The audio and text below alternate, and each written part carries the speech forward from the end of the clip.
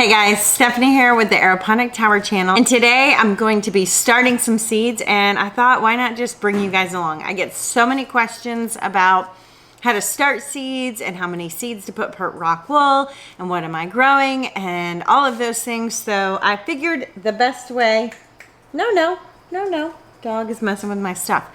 The best way to answer some of those questions is just to show you firsthand. So let's get started. We are going to be starting lots of seeds today.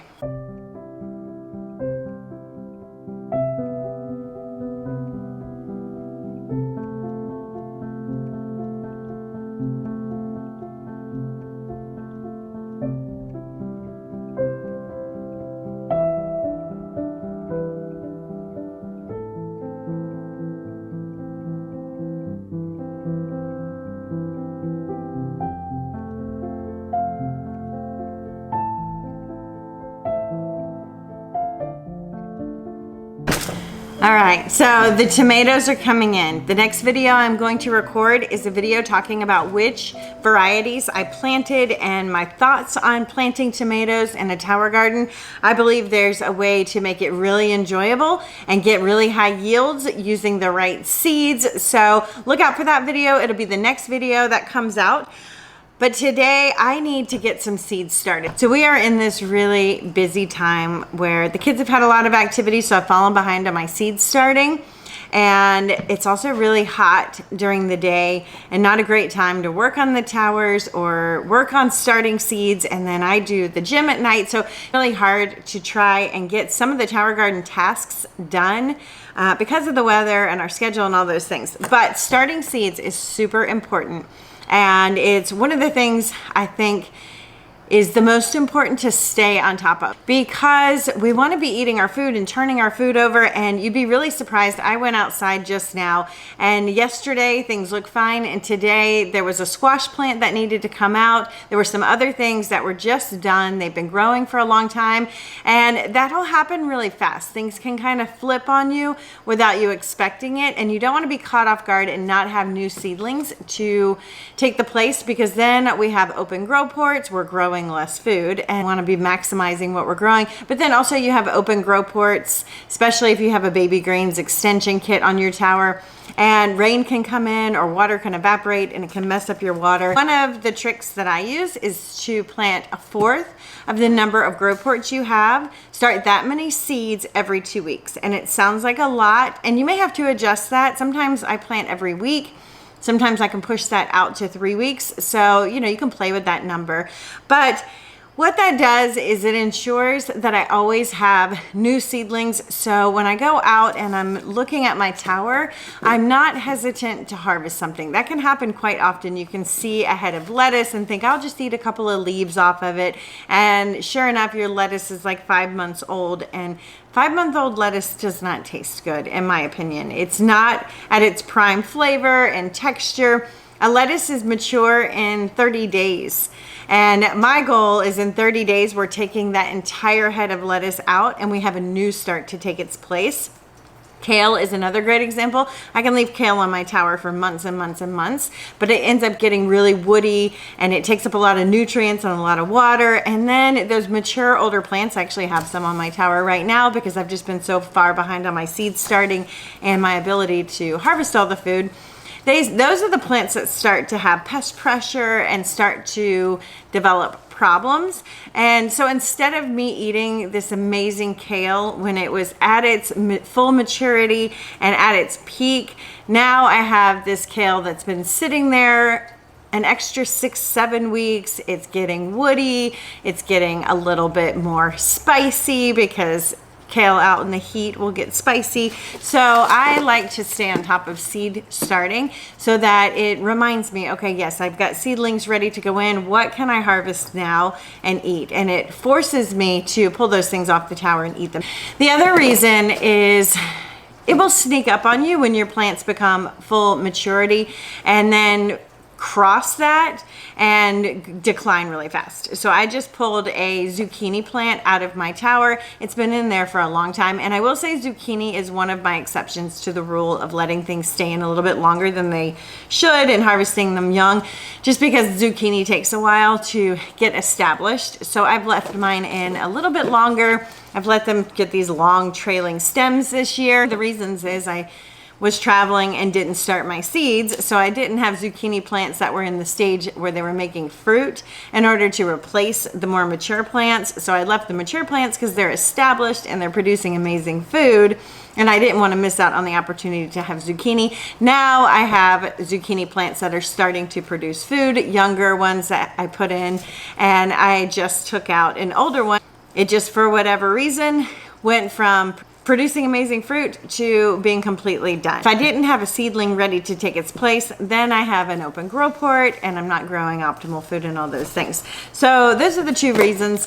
Now, when I start seeds, I'm going to be starting my fall crops, and I'm thinking about what I want to grow into the winter in this garage as the seasons change. And this is just the beginning of my fall crops. So just so you know, this will be the first, this won't be everything I'm growing in the fall or everything I plan to grow in the garage. This is just the first cycle because we're going to be starting seeds in 2 weeks too.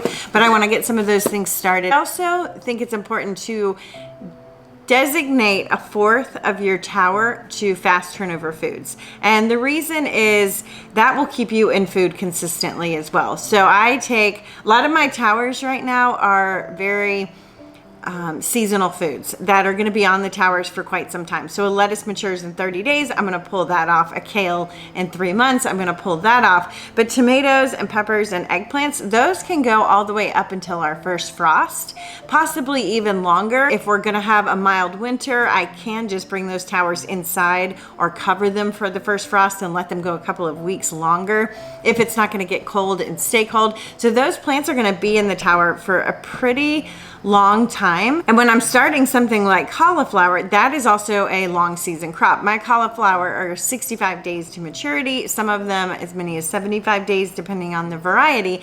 And so even though I'm starting some longer crop seasons, it actually works out fine to rotate those in as well, because what's going to happen is I'm going to have mature squash that needs to come out like I did today, and I was able to replace that with a pepper plant. That's a brand new baby pepper plant, and that pepper plant is what's going to feed us over the winter in this garage. So I need that pepper plant to get to a decent size before the winter comes, and then when it's in the garage it can be fruiting and producing fruit. So I'll be rotating out some of the more mature crops. A tomato could go bad like that. Something can happen where they break off because they're so heavy. Diseases, I actually don't have any diseases on my tomatoes. They're absolutely amazing, which has a lot to do with the varieties I chose to grow. But there will be things like eggplant that get spent that I can take out because I've got other eggplant that are just starting to fruit. And so that's kind of what I wanted to give you a visual on. Even though we're starting 1/4 of the amount of grow ports in the tower every 2 weeks, and we're also trying to keep 1/4 of the tower greens, because then I can harvest those greens. I can put something in like a cauliflower that's a longer season crop, but then something else that's more mature is going to come out, and I can put a fast growing lettuce in that spot. So it keeps that cycle going so that you always have food to eat.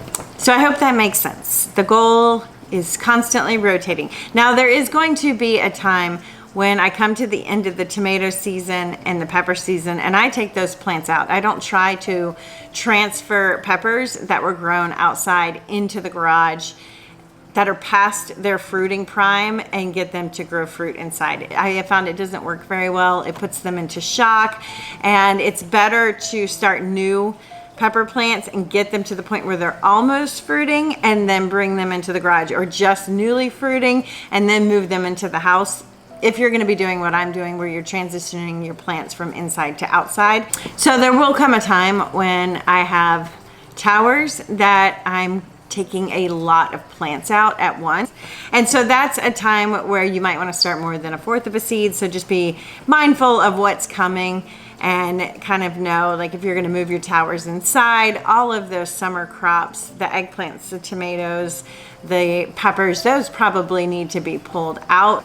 and new seedlings put in their place. So everything's kind of a mess. Like I said, we've been busy. These are not organized, but I do know a few things I want to start. I have a home tower that's been empty because I needed just a little less work on my plate, and I want to set that tower up with herbs, so I'm going to be working on that today, and I want to get my fall crop set up, and we'll just see whatever else. I have enough green beans and squash rotated in, but I don't have any cucumber, so I know I want some cucumber as well. So this is how I start seeds. I wish it was more organized, but it's not. I actually miss lettuce. We haven't had lettuce on the tower for a couple of weeks, so I'm gonna pull some things that look good. Oh, leaf lettuce. Leaf lettuce is so good for wraps. Turnips, I definitely want some turnips. That's arugula. Emiko cabbage, definitely want that. Actually,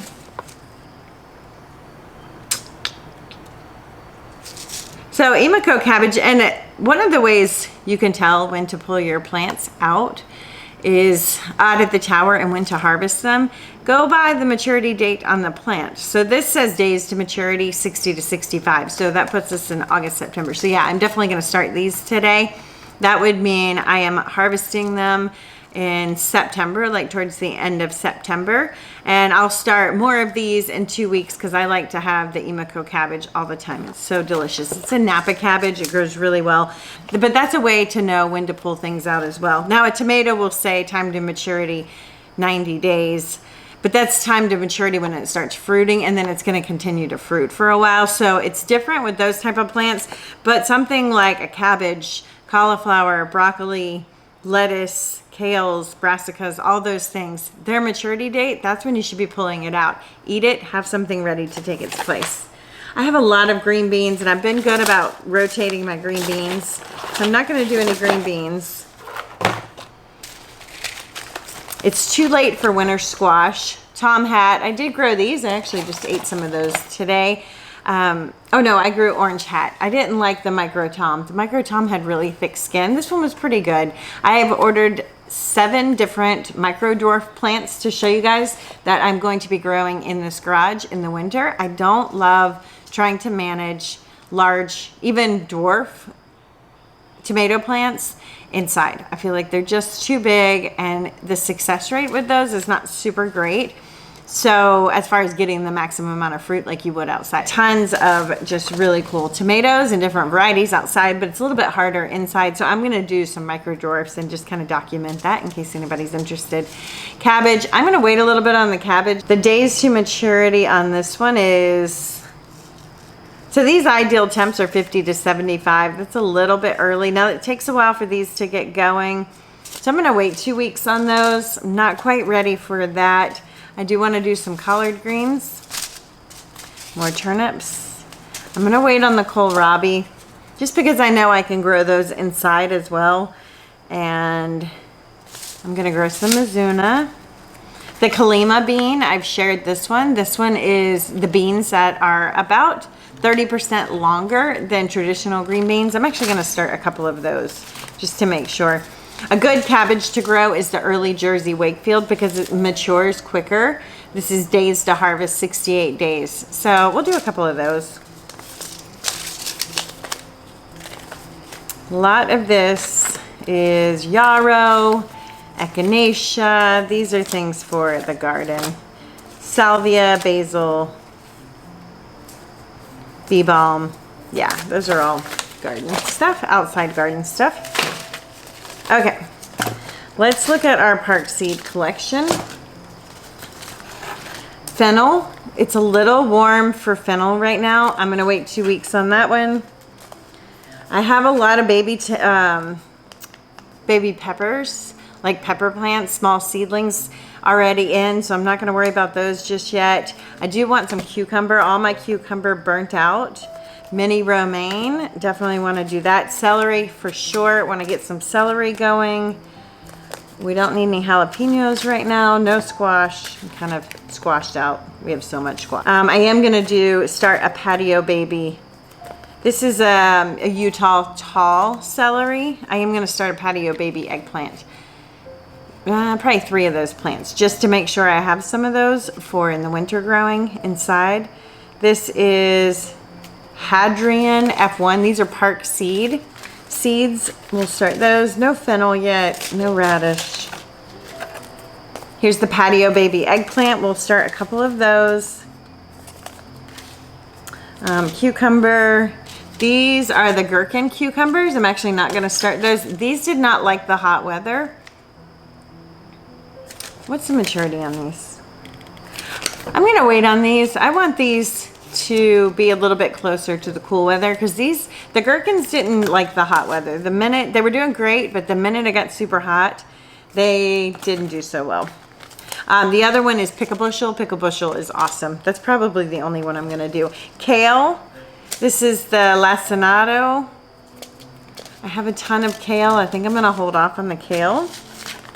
White Russian kale, I am going to do that one because I don't have that one. Fennel, garden bush cucumber, we'll do one of those. Okay. That's what I'm going to do from Park Seed. Let's see what is in here. Lettuce, Chinese narrow leaf. I do not want to do that one yet. Endive. The endive's been doing really well. What's the maturity on this one?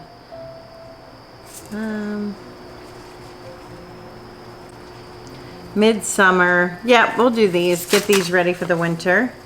King of the Bitters. Really amazing food. This is pretty cool weather crop. But we're going to start one of those. Marvel, 4 Seasons lettuce. I love that lettuce. Tom Thumb, favorite. Little Jim, love those. A Butter Crunch, we'll do those. I hear I have squash and leeks. I have plenty of those. Peppers, I have plenty of those. This Landis Winter, this was free from rareseeds.com. They actually give you free seedlings if you order a certain amount. And I really liked this one for lettuce wraps, so I'm going to grow that one. The Chinese Yellow Heart, these were awesome. That's in the bok choy family. And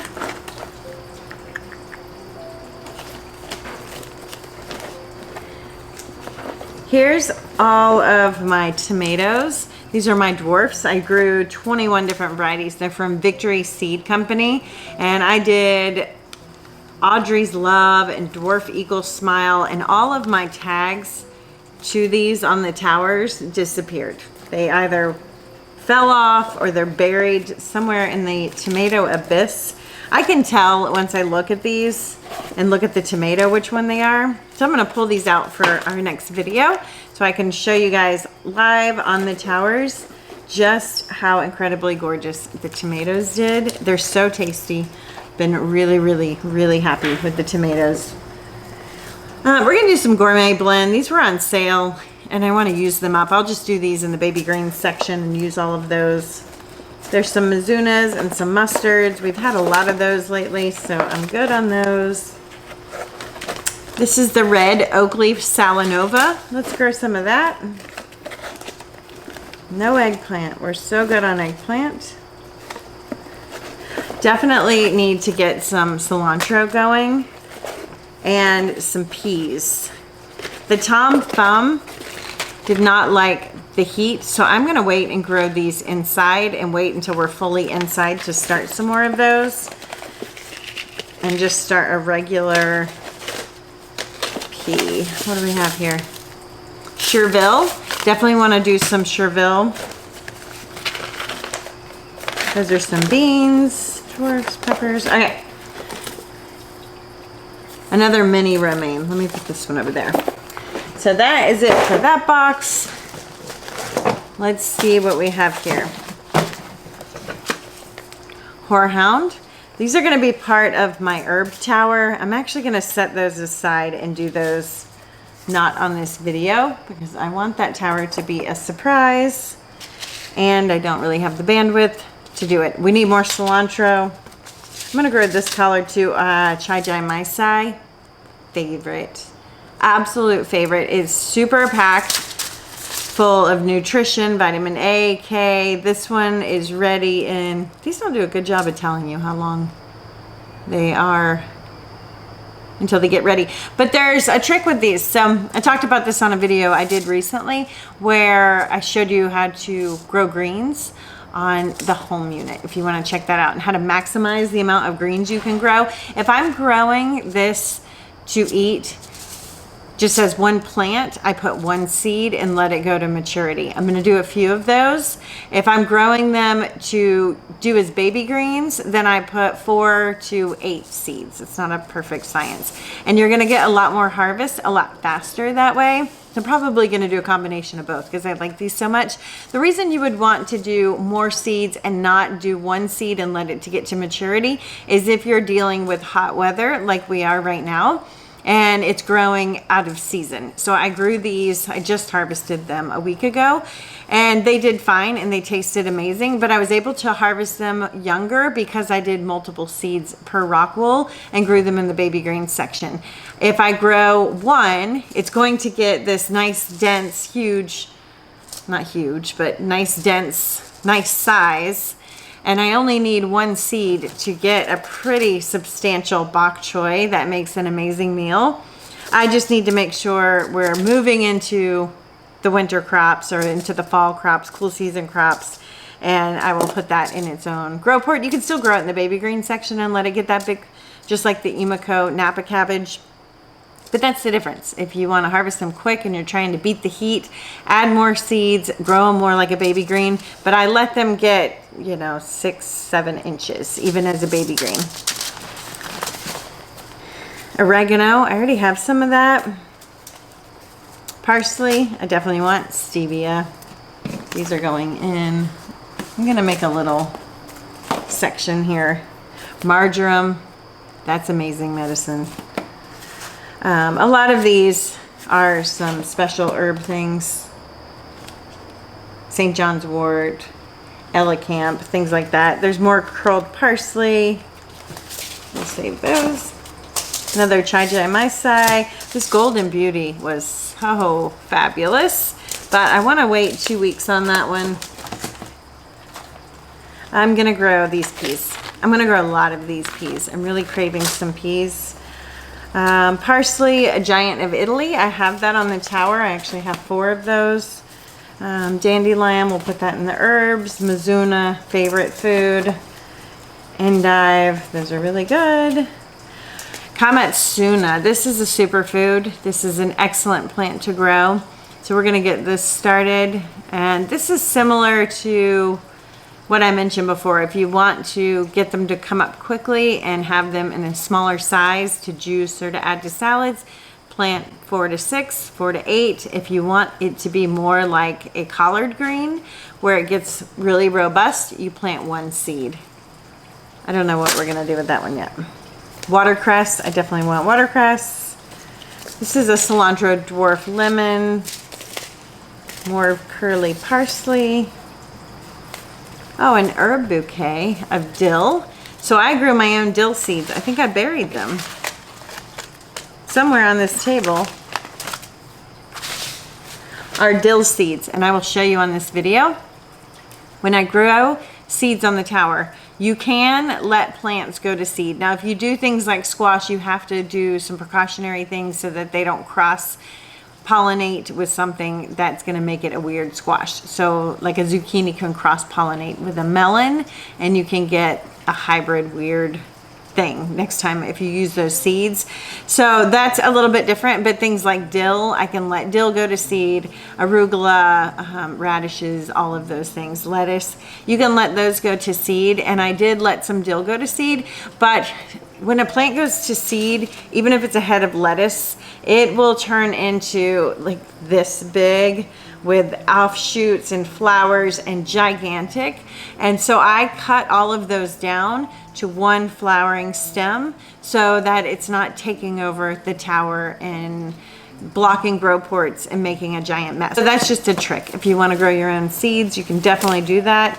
Just trim them down. And the dill that I did is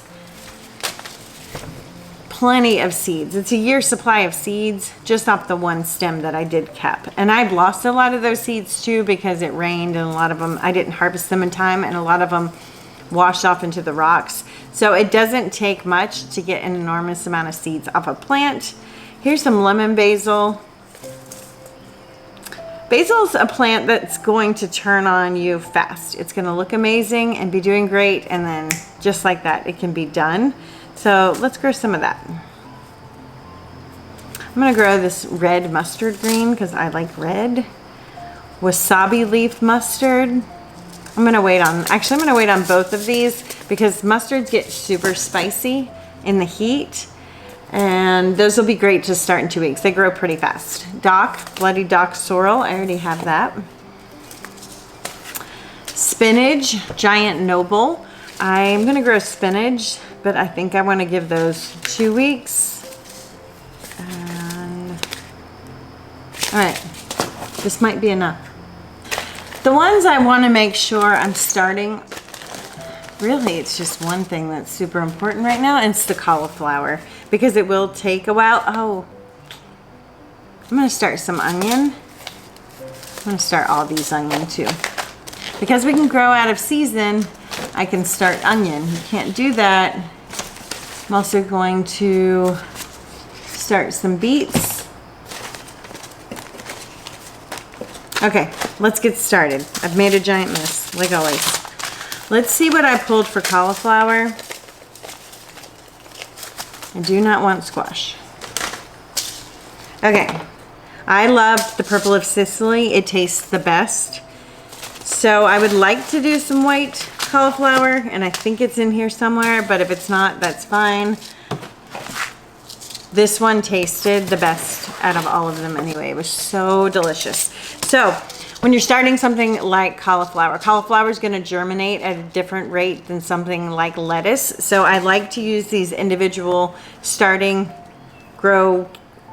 trays, so that I can keep the dome on this until these are ready and they all sprout. If I put these next to lettuce or something on this tray, then the lettuce can come up really quick, and this may take another week, maybe even longer, and you can start to have a little bit more loss. So I like these better than doing these big huge flats, but I don't have a lot of these right now because I've got them utilized growing some other seedlings. So I need to order more trays. But for these cauliflower, because we want these to be a success, we're gonna do 1 seed per Rockwool. You can do 2 and thin them. I don't do 2 and thin them, and I'm gonna just be transparent here because most of the time I can't remember what I planted and I don't label things, and brassicas look the same. So something like a bok choy can look or a kale's a good example, can look just like a cauliflower for a while, and I won't know, and I won't thin them. So I have found it best just to do 1 seed, and then if after everything germinates, if there's 1 Rockwool that didn't germinate, or 2, or whatever it is, my germination rates are pretty good, then I'll just add another seed to that Rockwool and try again. Okay, so that's it for cauliflower. Someone asked me, how do you know what the plants are? And that's just experience. So if you don't know and you want to keep them labeled, I have found most people try to keep them labeled and it gets away from them anyway. There's an app called Picture This, and it'll tell you what some plants are. It's not, it gets it wrong occasionally, but that might be helpful too. So that's it. I'm going to put the dome on this and put it on my heat mat underneath my grow lights. Now I am in the garage and I'm keeping the AC on until all of these germinate, because my germination rate in this garage over the last few weeks has been really terrible. I have just found that plants do not like the heat and humidity and have a hard time germinating in the dead of the summer. And I don't want to take all this stuff inside just because our house is pretty small. So the AC's on in here now, and these will go on the heat mat with the dome under the grow lights. And then once everything sprouts, it goes outside and gets in real sun, and I can turn off the AC. So I don't have to keep it on. And I'm not keeping it super cold. I'm just trying to get that heavy humidity and like stagnant heat off of these plants. Let's do peas next. And so if you're a planner, you may have a lot of fun like planning. Oh, there's the white cauliflower. We'll hold that one over here. What you want to grow. There's my dill. And like how many seeds you want to start. That is just not how I operate. I base it off of what I want to eat, and sometimes I get really sick of food, especially this time of year. You know, there'll come a day where I'm tomatoed out and I'm not interested, and I really want to eat bok choys and winter cabbages and things like that. So that is kind of how I plan my seedlings. I'm gonna do one per Rockwool. Oops, it fell. And I'm actually gonna grow these in the baby green section of my tower. I have found if I do more than one of them always dies and only one thrives. So I stick to 1 seed per pea. I've tried 3 seeds, 4 seeds, 2, 1. It seems like 1 just is fine.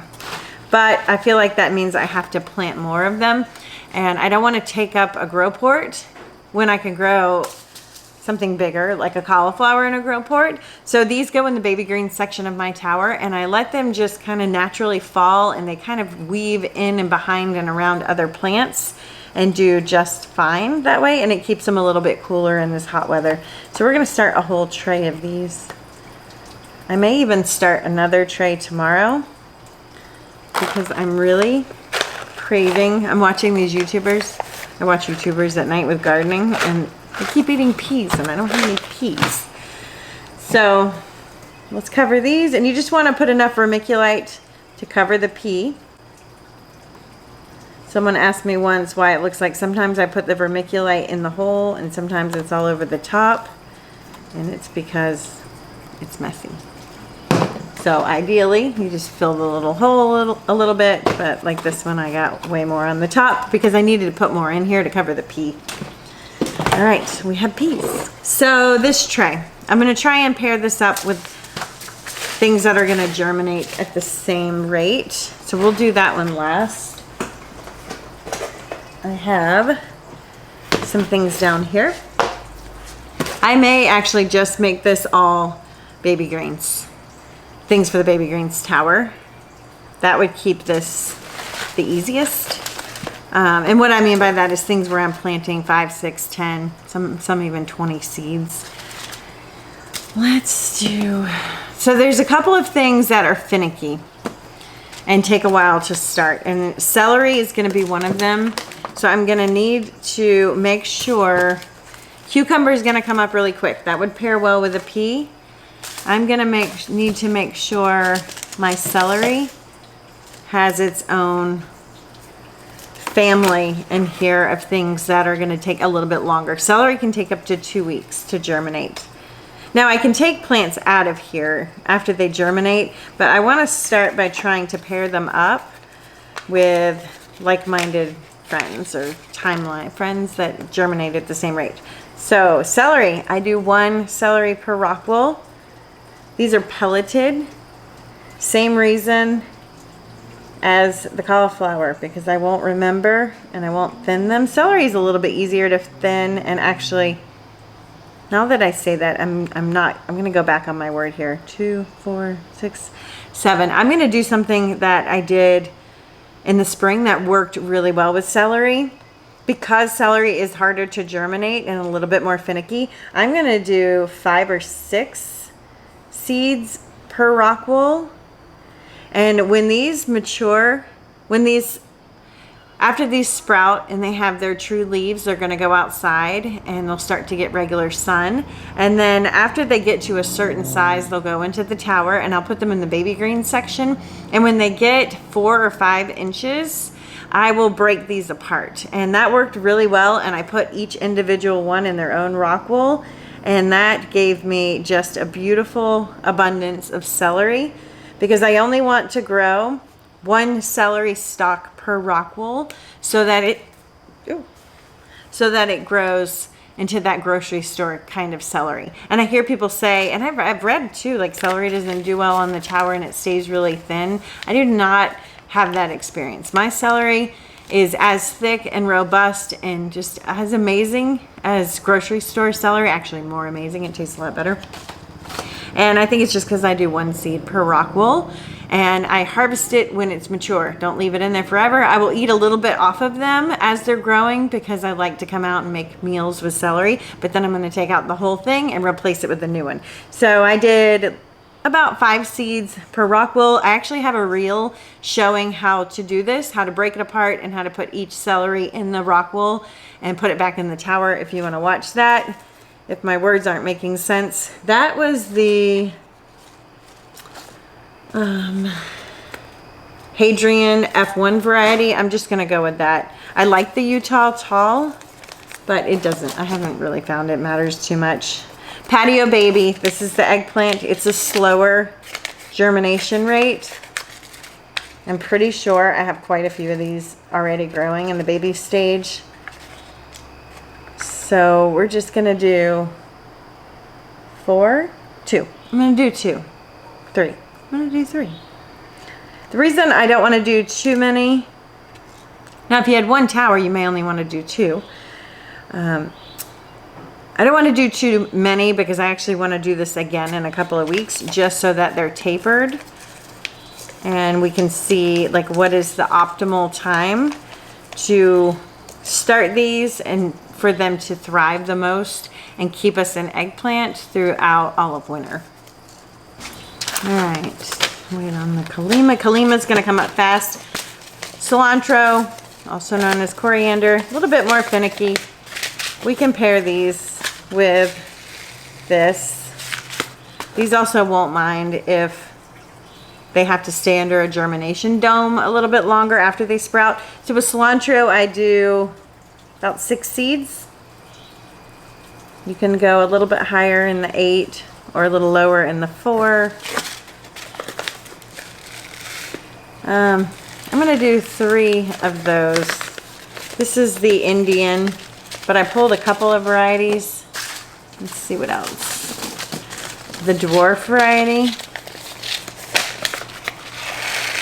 Cilantro is a crop you want to be starting every 2 weeks in the summer because it bolts so fast. And really like every month at the latest, at the longest, because it does, even inside, it's going to bolt. And I haven't had any cilantro, so I'm definitely going to do all 3 of those if I can find the other one. Watercress we can pull.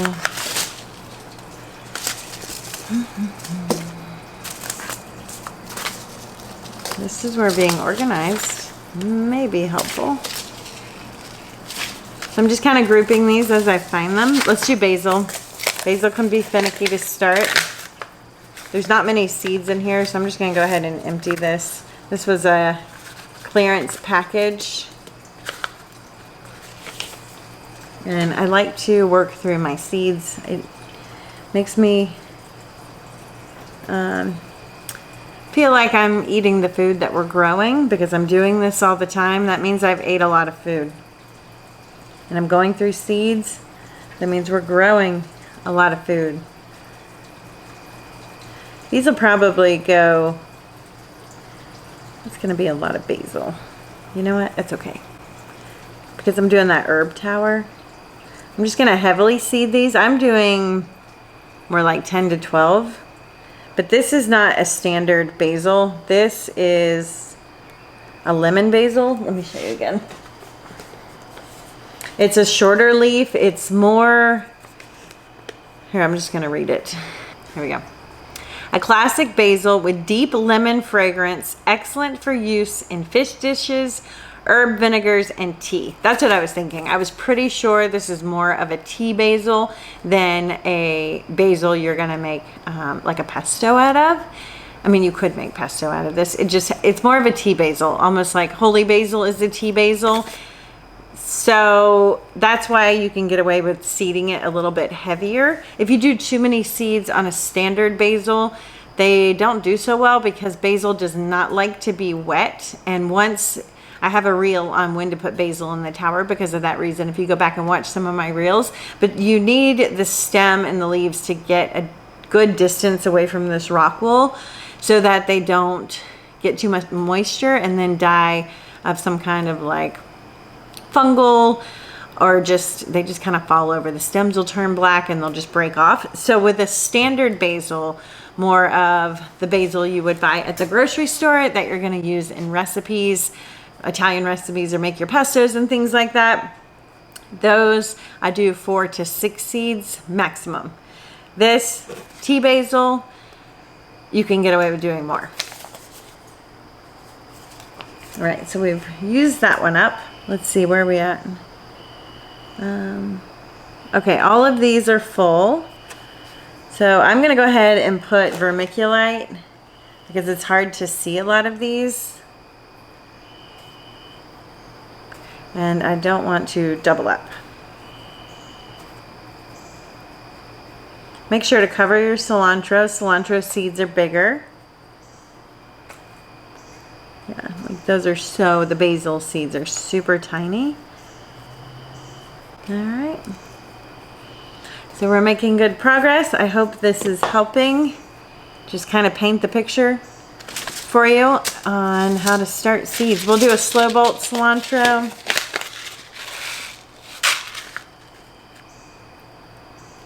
I'm really into making falafel balls. I have a recipe going in my ebook on how to add things from your tower garden into your falafel, and I haven't had cilantro for my falafel. So we definitely want to get those going. And next I'm going to do dill. So my dill seeds are here on the table. And dill is the same as cilantro. We want to do 4 to 6 seeds. I have done just 1 seed with dill before. I think I have a video where I talk about that. You don't need a lot. And actually I have found a couple of things. If you want dill quickly, like right now I want dill quickly because I don't have any plants. I just have 1 plant. You can plant 4 to 6 seeds, 4 to 8 seeds. It'll come up quickly and you're going to be harvesting off of that. And that'll get you eating dill pretty quickly, and that'll continue to grow and it'll continue to get bigger. But actually what will happen is one of the dill in there will tend to dominate, and that'll be the one that turns into the dill plant. And a dill plant can keep you in dill for about 4 months max. And I like that because it's just so much more dill than a bunch of baby ones. So I've got 2 that have maybe 6 seeds in them. So I will have dill pretty quickly, and then I'm actually going to do 2 with just 2 seeds. And those dill will be the ones I'm eating off of in October, and they will be big plants, which just makes it easier, I think, too. I like having a big dill plant, so if I need a cup of dill, it's not a big deal. All right, we've got 2 spots left.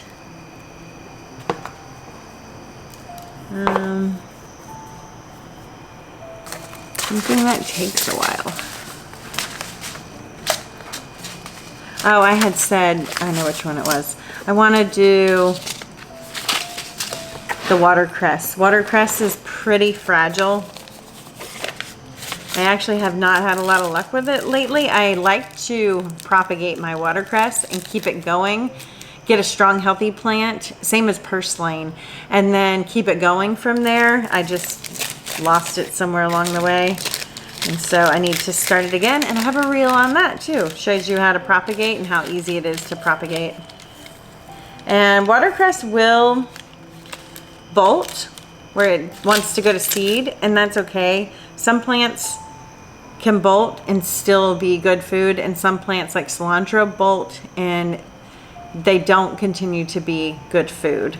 So just know if it's flowering, it's not the end of the world. That's kind of natural. These are super, super tiny, and I'm just gonna do a pinch.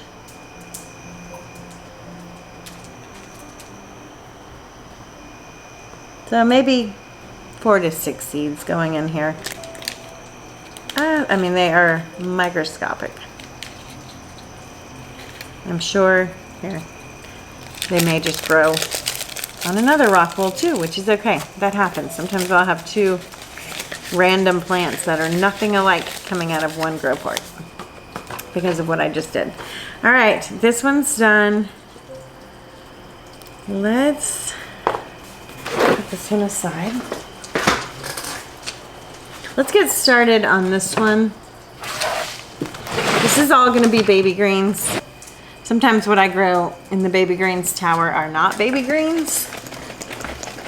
They're larger greens, but I do want some specific things for the baby greens tower. This is my juice. I juice this from the towers. Whew. That was one that I was cleaning out the ginger. I wanted to use up all the ginger I had, and so it's super gingery. It's good, but wow, very gingery. Okay, Little Jim. I like to grow these in the baby green section, and I just do 1 seed of both the Little Jim and the Tom Thumb. These are so awesome to make salads with. I love them so much. All right, so these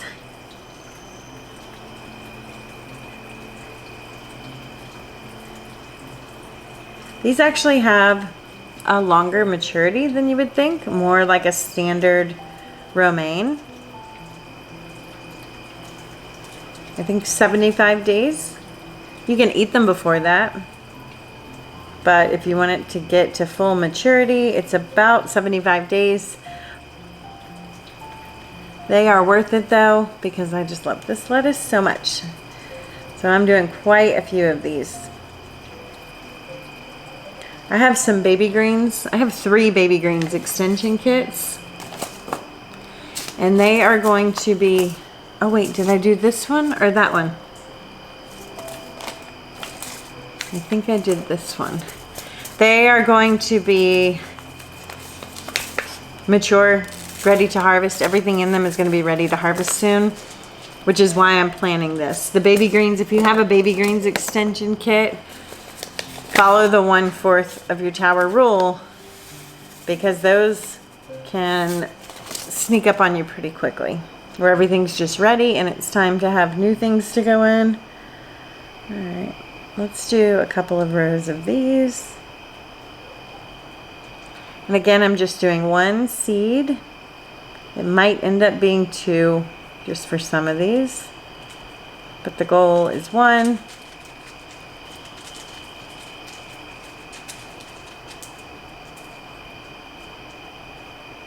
And it's because some lettuce, the flavor and the experience is in the maturity of that plant. Is that the last one? Okay, I'm going to stop there because I'm having a hard time remembering. It's actually pretty late. Let me mark this. There we go. The taste and the experience in the lettuce comes in its mature state. So this is a tiny iceberg. I have a great recipe for like a vegan salad to do with this, with caramelized red onion and a creamy dressing. So good. But as a baby green, it's just soft lettuce. As a full head of baby iceberg, it's amazing. So that's just something to be thinking of when you're planting your lettuce. Do you want the whole head and to have like a dinner that you can serve with romaine lettuce? Then you want to plant 1 seed. If you want a baby green salad, or you don't really care, you can plant multiple seedlings. And then there's also some seedlings like this Salanova, that it's a mature lettuce, but when you break it apart, it turns into baby greens, which is really cool because you get the texture and the flavor of a mature lettuce, but the leaves are still the size of baby greens. So that's a really neat one. All right, we're gonna cover these so I don't forget.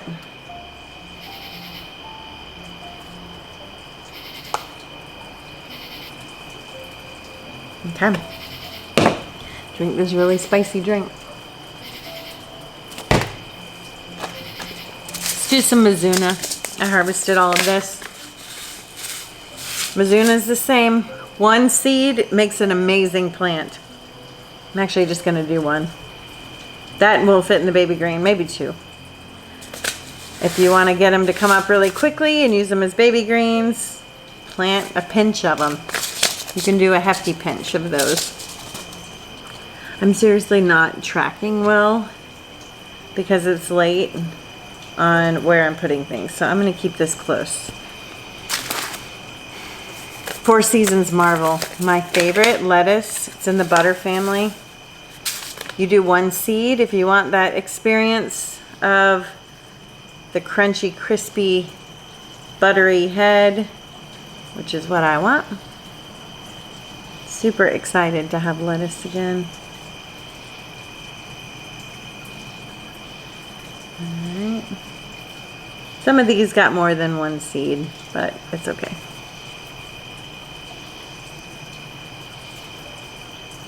Alright, if I do it, stop it there, I'll know where I stopped. So I just put a little bit of vermiculite on the last one. Oh no.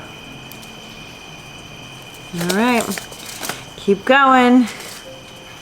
Mabuna, I talked about that on a recent video. I'm going to save that one for my herb tower. I'm going to save the King of the Bitters for the herb tower, the endive for the herb tower. Let's do some collards. I like to do collard wraps. I'm going to grow collards as a plant, not as a baby green. So one seed, and I only need 3 of those. So let's put one here to keep me on track. Kamatsuma, I'm going to treat it just like the collard. One seed per Rockwool, and I'm going to do 4 of those. This is a superfood. Really amazing for the diet.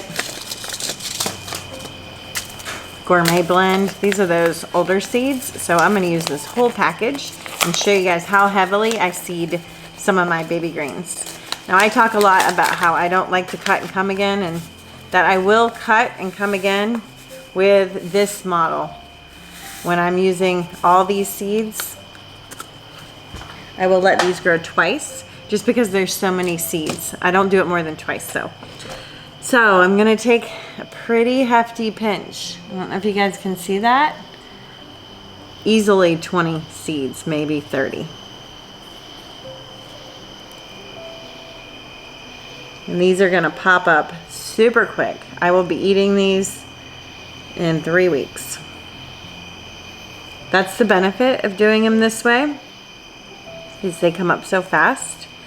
Now don't do what I'm doing. I got my fingers wet on the Rockwool, so now all the seeds are sticking to my fingers.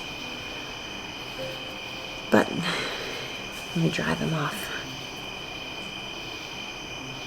So I'm layering almost the bottom, the entire bottom of these. So this is a lot. And the reason I'm doing that is because actually when you go to harvest your first flush, your first round, and you cut them, some of these won't have even germinated by then. So I'm not just letting the seeds regrow. There actually will be some seeds that haven't even had a chance to pop through because they're shaded out. And those will start to grow too.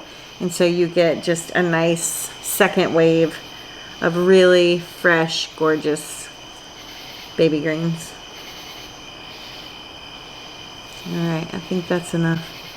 These will go in the baby greens extension kit. And this is like total 7 weeks maybe after doing 2 harvests, 8 at the most. But it's a lot of food.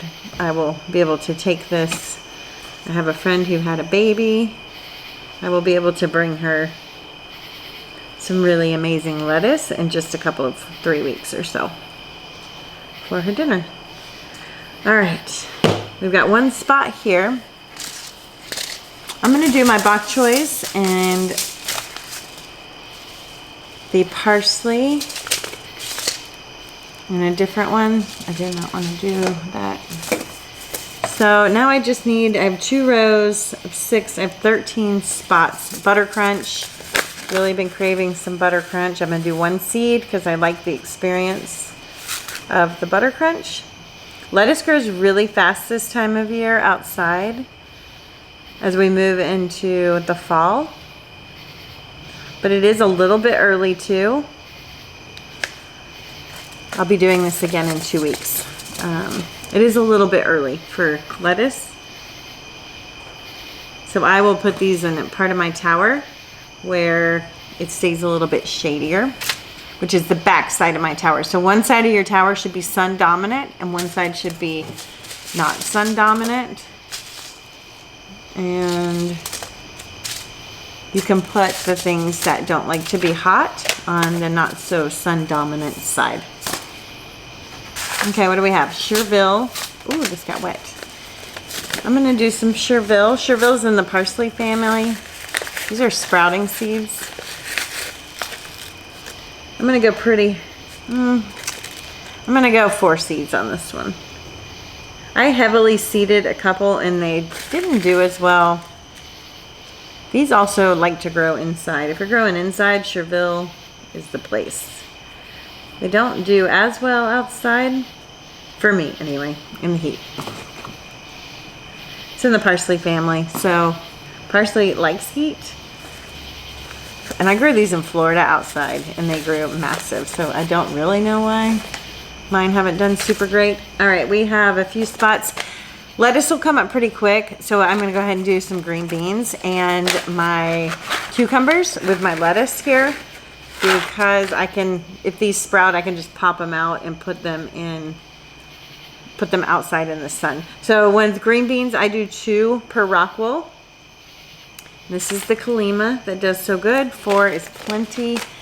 And then we're going to do our cucumbers. Oh, that's not a cucumber. That's a mini romaine. I'll save those for next time. Oh no, where'd all my cucumbers go? Okay, I know I want cucumbers. And this is soaking wet over here from my green juice.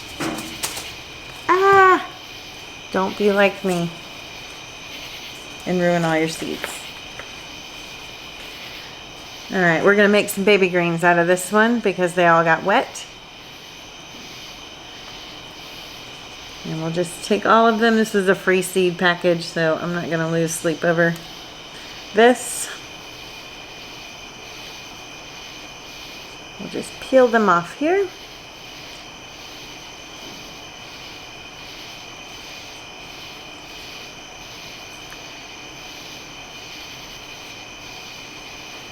All right, but what I do need to do is move this drink because it's condensating.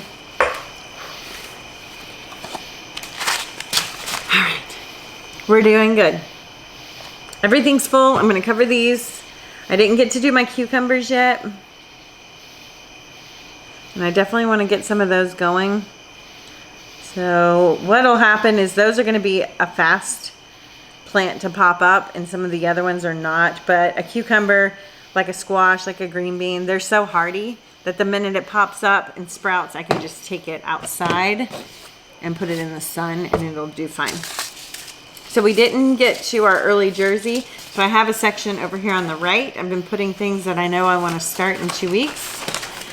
So we have those, and including our white cauliflower. We'll just start some of those in 2 weeks. So this tray's ready.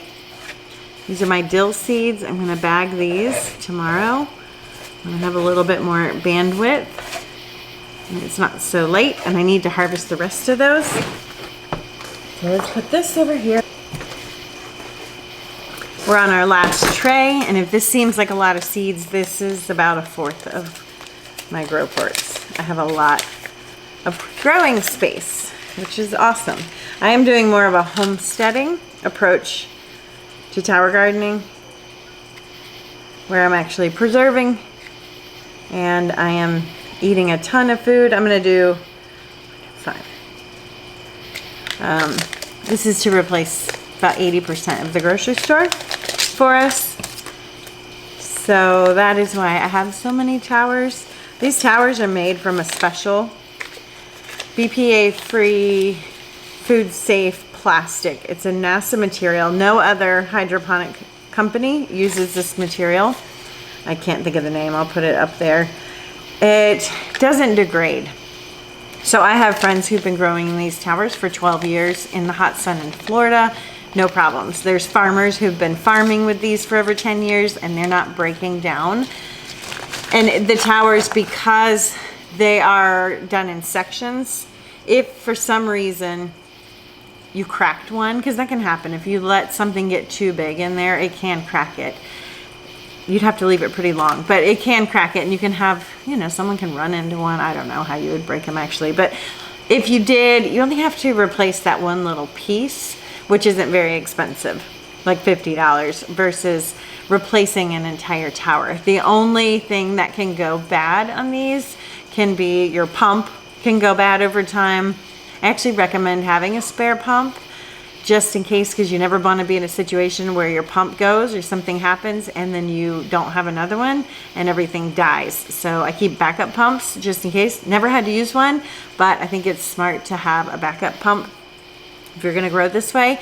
And the timer could eventually burn out. I've never had one burn out, but those are inexpensive little components. The unit itself is going to last you a lifetime. So I know I have these, but I will have them in 10 years. You will see me growing, Lord willing, food on my towers in the same towers that I have today. So they're not going to break down or go anywhere. So that's just kind of how I think of it as an investment. And then this expense is hardly anything at all. So you can go through about every 7 to 9 months, you'll go through the minerals per tower.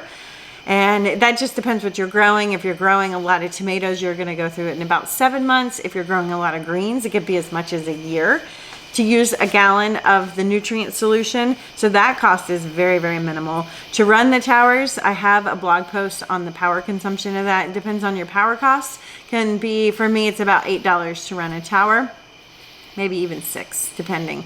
When they're inside, they use less electricity because they don't run as much, the pump, but then you have to put the lights on and the lights double my cost. So I'm about $16 in the winter to run the tanks inside per tank, and maybe $6 to $8 outside. Now, I have to spend money to run a pump to run water to my in-ground gardens when I was growing in the soil. So a lot of people forget, like, there is still power involved in growing a garden outside because we're running electricity to run water to those. Most people are not hand pumping or collecting their water from the rain to water their gardens. And then these use 95% less water. So I'm on a well, so that doesn't matter to me. But for some people who are paying for water, that can be a huge savings as well. The Rockwool, I buy it in bulk, so it's 8 cents per Rockwool. If you're not buying in bulk, I think it's like 11 cents. And then seeds. And I buy vermiculite. I put a link in the description below. It's like $20 for a bag that lasts me a year. What are their costs? That's it. So the actual cost to grow food, including the electricity, is so minimal. Like, the most expensive thing I grow is lettuce, because lettuce is a fast turnover crop. So it may cost me 45 cents to grow a head of lettuce. That includes the power, the Rockwool, the seeds, the vermiculite. I feel like I'm forgetting something.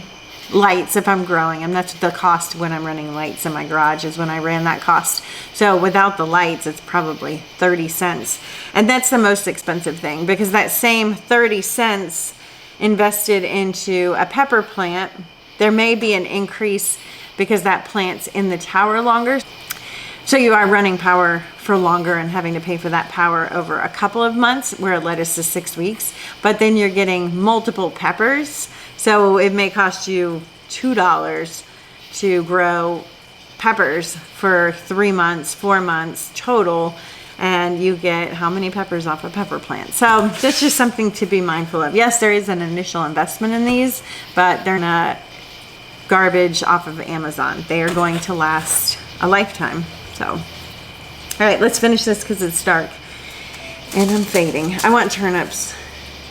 I'm gonna do a couple of turnips. I'm not gonna do a lot because we're still leaning towards it being a little warm for turnips. I just harvested some the other day and they were actually great. 2 seeds per Rockwool. I'd like to do 2 per Rockwool. You can do 1 or 2. Don't do more than that, or they just start to, you'll have to harvest them really small. But if you want 2 good sized turnips, that's how to do those. The Emiko cabbage.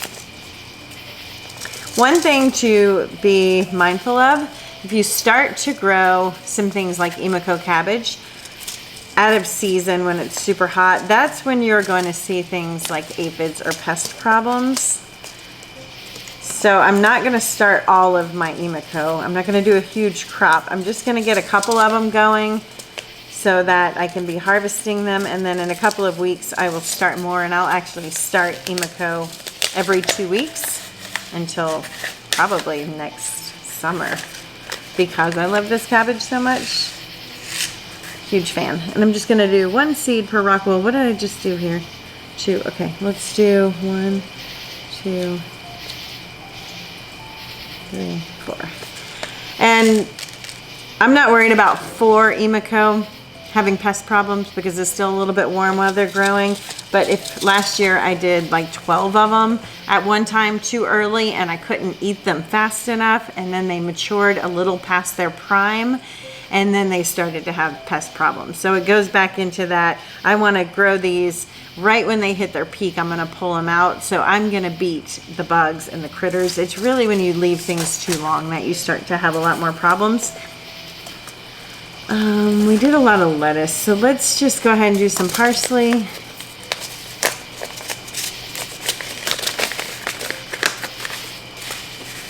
I like to have the parsley to make tabbouleh, to garnish things, soups and things in the winter. What did I just put in here and how many? The Emiko, and I did 4. 1, 2, 3, okay. So parsley, I'm going to do 4 to 6 seeds, and I'll just do 2 of those. And I need to cover because I'm not remembering. Okay. And I like it for falafel balls. Chai Jai Mai Sai, probably saying that wrong and butchering it, but that's what I'm going with. I am going to go ahead and do a bunch of these, like 4 to 6, a pinch, because it's still warm. I mentioned I was going to do a single one and let it become a full-size plant, but I actually think it's probably too early for that. And I've planted a lot of things today, and I don't have a lot of full-size grow ports, although you can let one become full-grown in a microgreens. These I only do 1. Because they are just, they're like an Emiko. They really need to hold their own space. They don't have, let me show you the difference. This has a long stem and a green on top. It can handle being multi-seeded. This does not. It's super squatty. By design, it wants to be short and fat. So I need to designate single spots to these. And now that I'm looking at my stuff, I'm not going to do those because I've done a lot of greens and I've done some cabbage, and I really want to get some of these onions in, and I'm running out of spots. So this is the white Creole. This is a short season and a smaller onion. So I'm going to do, I think I'm going to do 3 per Rockwool. And just try to get little onion bunches. That would be great to harvest, to whip up dinner, add to a salad. Be great for a soup, anything. These should be really super fun. All right, I didn't get to these. I'm out of grow spaces. So these get moved. I'll probably just start those in the next couple of days as some of my other grow trays open up. And I say start every 2 weeks, but I start in between that too. If I just think of something that I forgot or that I really want to grow. I'm out of vermiculite. All right, guys, that is it. We have an enormous amount of food started. These on a heat mat, put the domes over the top, put them under the grow lamps, and as soon as they sprout and get their real seeds, they will go out into the sun and then into the tower. So be on the lookout. You may be watching a tour in the next month or two of all of this food on the tower. I hope this helps just give you a better idea of how I plan my gardens, or don't plan them for that matter, and how I think through and decide how many seeds to plant. And I hope it inspires you to grow some things that you may not have tried on your tower garden. Or if you are not a tower gardener and you're interested in getting started, check out my link below to where you can purchase a tower, and I walk you through it and support you along the way so that you can grow all this amazing food as well. Thanks for joining me, guys. I'll see you on the next video.